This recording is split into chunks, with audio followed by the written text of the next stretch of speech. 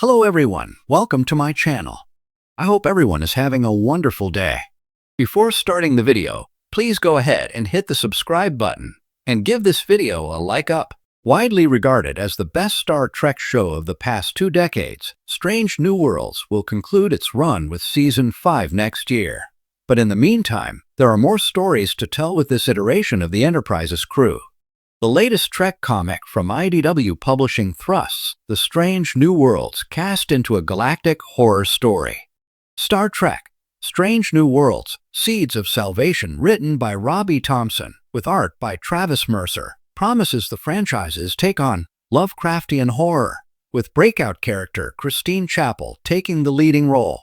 All of Strange New Worlds' major players are set to appear in this new Trek offering, in a story which supplements their 5-year mission as witnessed on screen. Trek is no stranger to horror, but there are limits to what the franchise can do on television.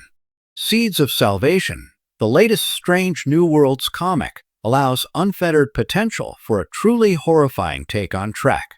Here is IDW's full synopsis for the first issue. In other words, Strange New Worlds fans should prepare themselves for a thrill ride. As noted, Seeds of Salvation author Robbie Thompson worked on the upcoming season of Strange New Worlds, meaning he is acclimated to writing for its principal characters.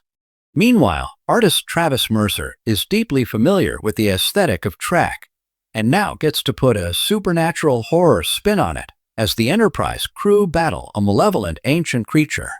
Overall, Seeds of Salvation is a chance to add more to the lore of Strange New Worlds, which has proven the continued appeal of exploring the early adventures of the Starship Enterprise.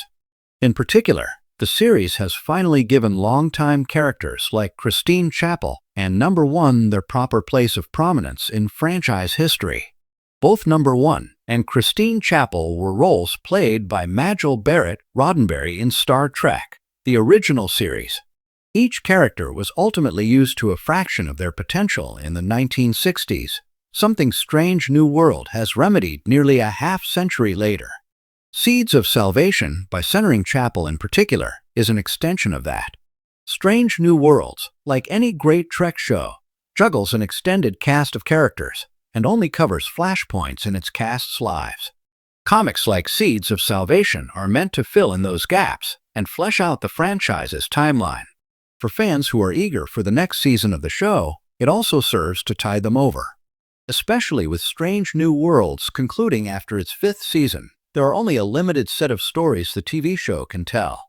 Yet through IDW's Star Trek comics, the adventures of Captain Pike, Spock, Chapel, Number 1, and the rest of the crew can continue in perpetuity, adding context to the events of the series in the process. For more than half a century, Star Trek has been the kind of science fiction saga that refuses to stay still. It evolves, reinvents itself, and constantly pushes the boundaries of what stories about the future can mean for the present. Yet, among its recent wave of series, from the bold experimentation of Discovery to the nostalgia-infused Picard and the episodic charm of Strange New Worlds, one modern entry has consistently been hailed as the franchise's most ambitious and emotionally resonant creation: Star Trek: Lower Decks. Now, in a surprise announcement that has sent shockwaves across fandom, Paramount Plus has confirmed that Lower Decks will return for one last ride, just ahead of its highly anticipated series finale. For fans who had braced themselves for an abrupt end, this news feels less like a reprieve and more like a celebration. After years of being the underdog, the little animated series that could have earned its legacy as the best modern installment of Star Trek. When Lower Decks debuted in 2020, even diehard Trekkies weren't sure what to expect. An animated half-hour comedy, packed with rapid-fire jokes, deep-cut references, and a cast of junior officers serving aboard the USS Cerritos, sounded almost too irreverent for the often serious tone of the franchise. But what started as a parody quickly blossomed into something more.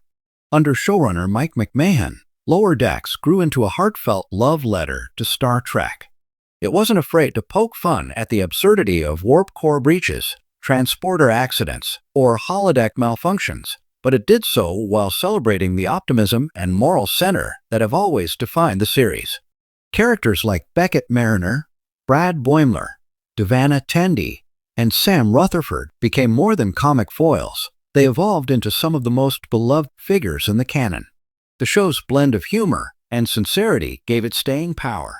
By season 4, critics and fans alike were calling it not only the funniest Star Trek ever made, but one of the most character-driven and innovative. The Cerritos' second contact missions, often overlooked by the Federation, became metaphors for the everyday people who keep galaxies turning while captains like Kirk or Picard hog the spotlight. So why does confirmation of Lower Decks' return mean so much, especially when the series finale is looming? In part, it's because fans were afraid it would vanish without a proper farewell.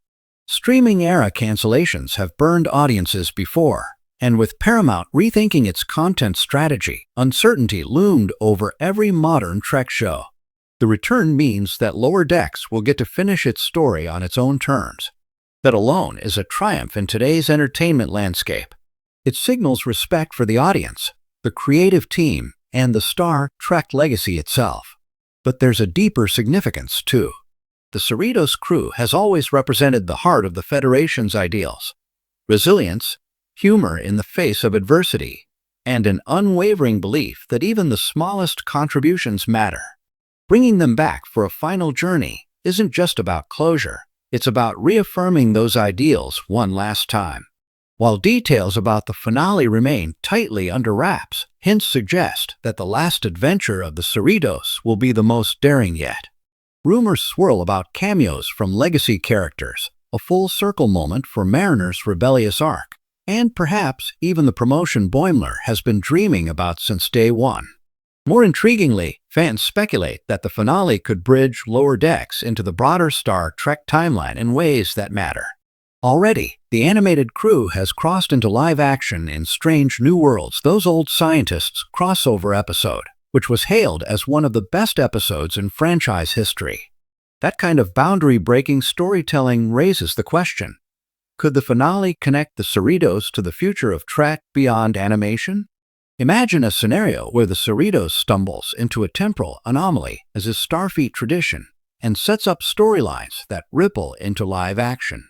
Perhaps Mariner finally embraces her leadership potential, hinting at a future captaincy we'll one day see in a spin-off. Maybe Tendi fulfills her destiny as a legendary Orion scientist, creating technology referenced centuries later. The finale doesn't just have to be an ending. It could be a launchpad. For fans, Lower Decks is more than clever writing and Easter eggs. It's comfort television. It's the show that reminded viewers that Star Trek could still laugh at itself without losing its soul.